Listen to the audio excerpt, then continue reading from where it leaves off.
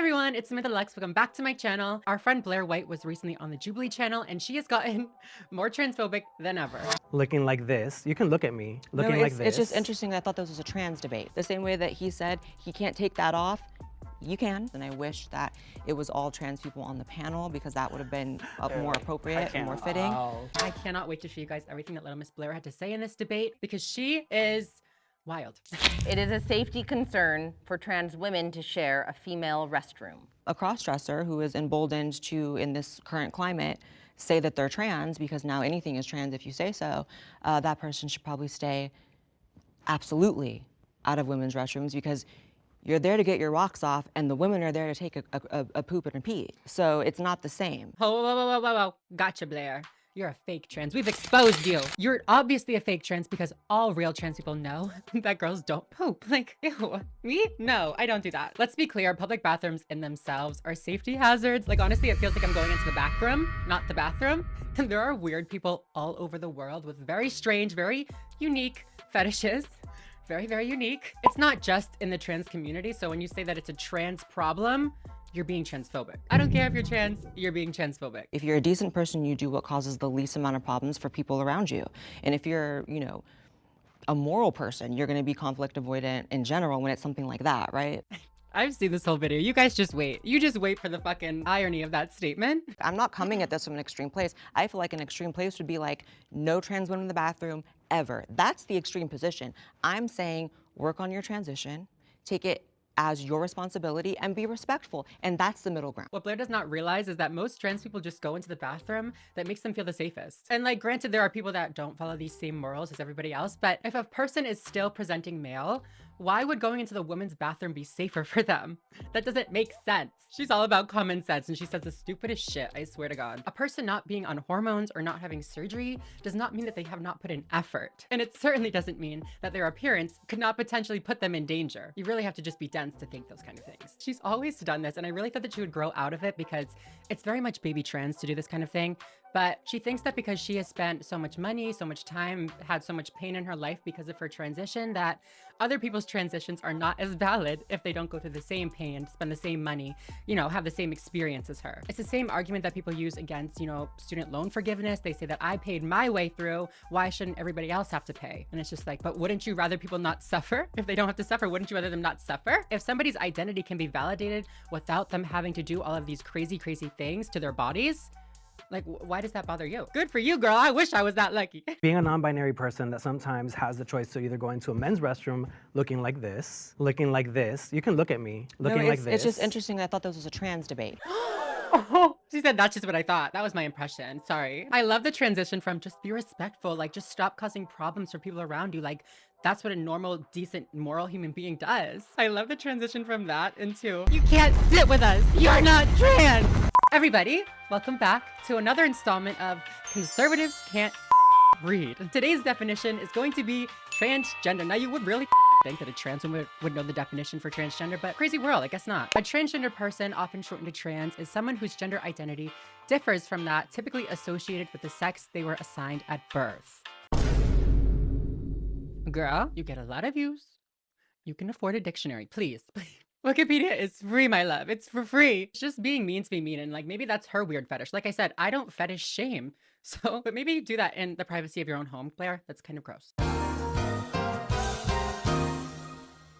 Now listen, because they don't live their life the way that you live your life, they're not really trans. They don't identify with the gender they were assigned at birth. That's trans. 1 + 1 = 2. If 2 + 2 is 4, right? And 5 + 5 is 10. Okay. What the fuck is this? There are differences between being non-binary and being trans, being a transsexual. Yes, that's okay to say, for sure. I think anybody would agree with that. But I was about to get into this, but there is a question on whether or not non-binary people are trans and should be in the trans community. So we'll wait for that response, okay? Non-binary people fall under the trans trans umbrella. umbrella. No, they don't. Yeah, so I don't know, maybe you could educate yourself a little bit on that. I'm sure Wikipedia would love to educate y'all. They just wouldn't. Let's leave the defining terms to the dictionary. This is just silly. You're gonna go into a Jubilee panel and just argue that people aren't trans when by definition they are. You're wasting my time. Boring. I support the transgender military ban. I think that oftentimes when you talk about trans people in the military, people forget that most places are really dangerous for trans people. And so it's really an extra risk. The medications that we take sometimes put us in conflict with being able to actually be combat ready. But there is some nuance here, obviously, like if there was a trans cook or a trans medic, I'm not exactly going to be upset, but if we want to just get super real, you have the trans suicide rate, and if you really want to compound that by the veteran suicide rate, that's not exactly a concoction for a very positive result. I will say, aw, Blaire, you care about our safety? Aw. That is fair. A lot of places that, you know, soldiers would be going to aren't trans friendly, but I mean, a lot of these places also aren't friendly to women. Like, you're just gonna ban all women from going? That's silly. Also, if they're literally going to war, they're going to kill each other anyways. I don't think like, oh, you're trans, I'm gonna kill you extra hard. Maybe they would, I don't know. But you can't stop me from serving, Miss Blaire. Estrada, could you serve? No, serve the country. I'm gonna serve and there's nothing you can do about it. Not in the war, no. I don't wanna be drafted either, no. If an adult wants to serve our country and they are physically and mentally fit to do so, trans or not, they should be able to serve. Also though, how are you gonna say that our medications can sometimes make us not combat ready, but literally in the same debate say that trans women shouldn't compete because we're biologically male and have male advantages? It's either our medication changes our bodies or it doesn't, okay? Do we tell people that they shouldn't go to war because it could cause PTSD? No, we provide solutions to PTSD for those veterans that are affected by it. We fight for better mental health care. I mean, if you're even diagnosed with like mild social anxiety, you're not eligible to enter the military. If you have like a crooked left, you know, pinky toe, you're not eligible. So discriminatory, I mean, that word sounds pretty in today's climate, very much like, oh no, discrimination, but it's not always bad. This girl is a literal idiot.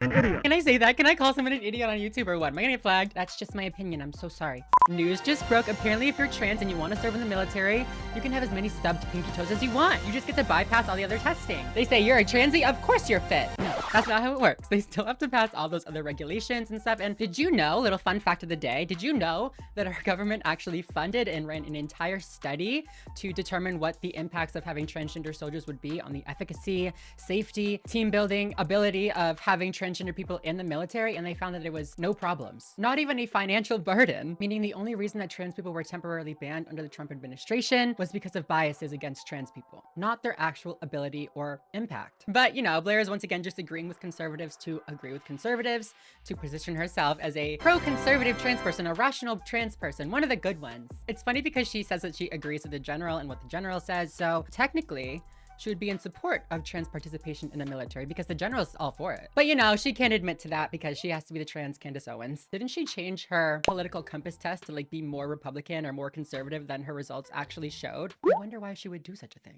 It's okay for minors to get top surgery. There are few things more vile, more irresponsible, more dangerous than saying a child can consent to permanently removing a body part that serves an extremely important function. If you believe that, there's really nothing that you can believe they can't consent to. It's easy to say, well, if it's 17-year-olds, okay, that's not what's happening, right? It's 12-year-olds. I do agree that 12 is very, very young to be having gender affirming surgeries, top surgeries. It's a little young. I'm not sure that at 12 years old, it's possible to have gone through the amount of therapy and, you know, just testing that is required to make sure that this is right for you. I think that it should be a much longer process for kids. It should be an informed consent model. It should be like a self-ID model if you're an adult. But as a kid, I think it should be more extensive. But that being said, there is always some nuance that we must consider when it comes to making laws surrounding healthcare for trans people. If a trans person is 16 or 17, like they're coming up on their 18th birthday, anyways, it could be beneficial to them. You know, they get it out of the way and they can continue with their life as they want to. You know, they may be going into college, they may be going into a trade school or the workforce, and a transition can really delay those things. So being able to just get it done and get it out of the way is quite beneficial to some people. That being said, I think that that should be reserved for the most extreme cases, you know, cases where the trans person has been going through the process for years and years and years. And honestly, I think that's how it is right now. I think it has become easier, and of course there are going to be people that slip through the cracks, unfortunately. But I mean, personally, I work with the community all the time. I just don't see these things happening that often to 12-year-old children. So it definitely is blown a bit out of proportion. I'll just say it, if there are 12-year-olds getting top surgery, I don't think that's right. I think they should be a bit older. Also, like, how much do you even have to remove at 12 years old? That's kind of young. I mean, I don't know. Even though I think that it is vital to go through the proper procedures for diagnosing gender dysphoria in children and, you know, making sure that they have the right team working with them, I also think that we should not be putting any sorts of bans on trans healthcare or anything like that, because it is a very, very slippery slope when you ban, you know, like a top surgery for minors, because then the next thing will be banning HRT for minors, banning puberty blockers for minors, banning wearing the clothing of the opposite sex for minors. It's too slippery of a slope to even like get into. And honestly, like, these treatments are none of your business. Unless you have a trans kid in your family, unless you have a trans child, unless you're trans yourself, it does not concern you, okay? Parents should be allowed to access the medicine that they feel is the best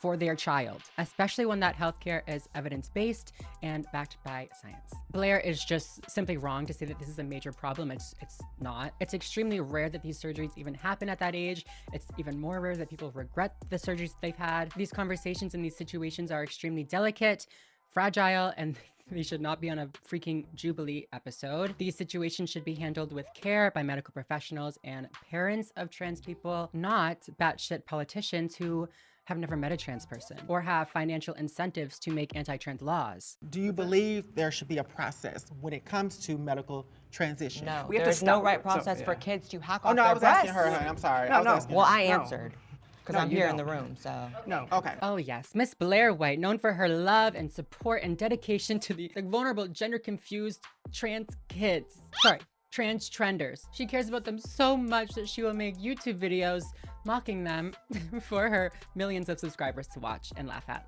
Give me a break. Non-binary should not be considered under the trans umbrella.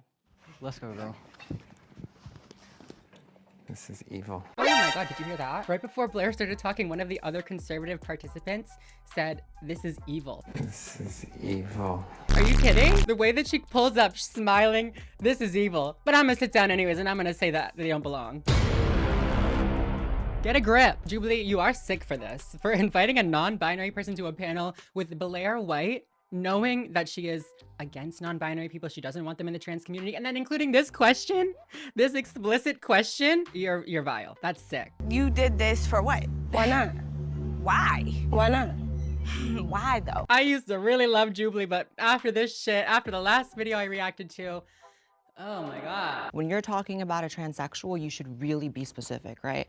And this entire concept actually of transgender is relatively new. Like, it came about in the 70s or 80s through queer theory, when originally it was about transsexuals. What is with conservatives and wanting to other members of our community?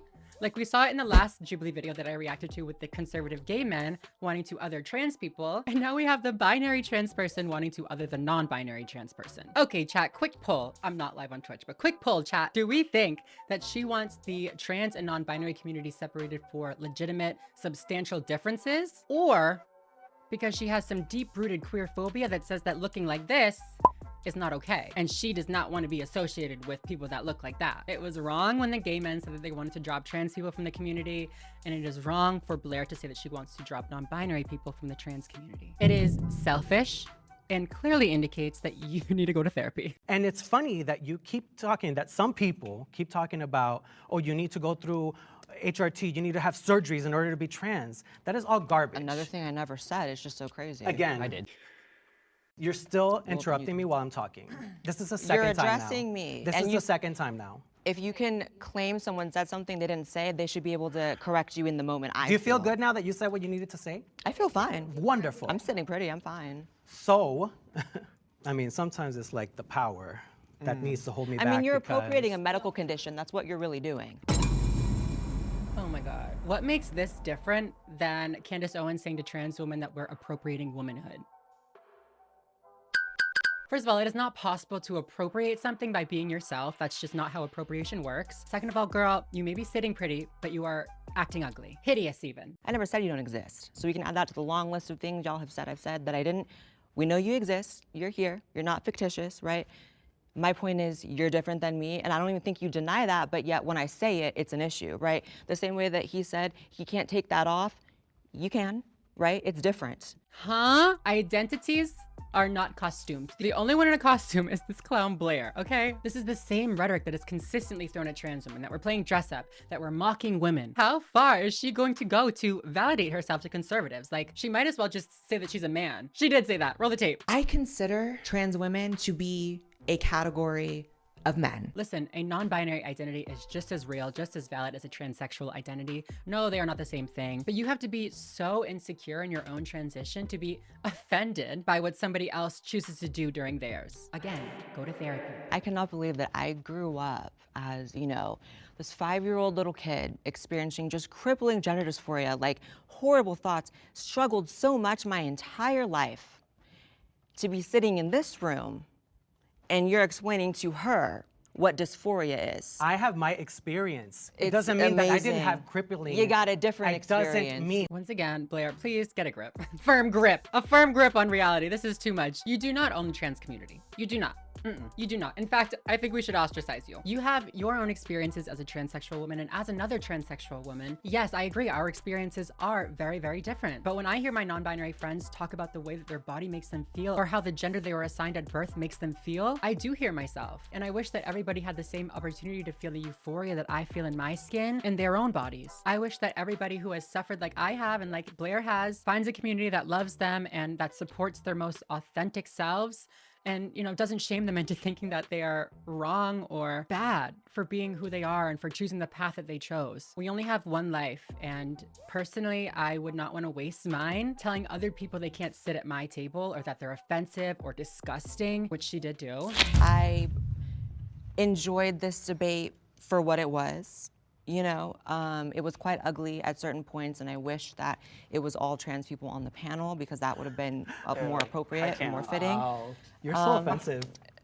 You're an offensive person, human being. Okay. Just so Well, you know. I find a lot of things over here offensive as well. Oh, wow. Yeah, you're disgusting. And I have to, trust me, the feeling is more than mutual. Like I said, I mean, I've been on Jubilee, I've sat on these middle ground episodes, I've talked to people that, you know, I didn't necessarily agree with going into it, but to end the episode like that is so whack. Like that, the clip you just saw was the ending statements of the video, and you have to really go into it with some sort of vendetta against the other side to not be able to find any humanity or any sort of connection with that person, or even to just be able to hear them and listen to their story for what it is. The only thing Blaire did in this video was talk over people, tell people that they are wrong, tell people that they don't belong in the community. It is sad because I think the conversation could have been kind of productive, and, you know, I think there is a lot of middle ground between more right-wing trans people and more left-wing trans people. I think we all do have the same concerns in mind. We just have different methods of solving those concerns. But I mean, it's Blaire White. She's been posting controversial, I'll say, content for her entire YouTube career. She thrives on scandals, on controversies within the trans community. And hey, I guess it wouldn't be a good Jubilee video without a little drama. To end this video, I just want to say that as a transsexual woman, to all my non-binary friends out there, you are valid, you are non-binary, you are real. If you are trans, you're trans, you are in my community, you are, you know, accepted, loved, supported, all those kind of things here. So please just do your best to ignore bullies like this, okay? Because that's what this is. It's just bullying. If you did like this video, I make a lot of trans-centered content. I actually posted a different Jubilee React video a couple weeks ago, so definitely make sure to check some of that out. I post new videos every single week here on my channel, so subscribe if you're not already and you would like to be. And yeah, other than that, I'm gonna go. So thank you all so much for watching, and I'll see you in the next one. Bye, everyone.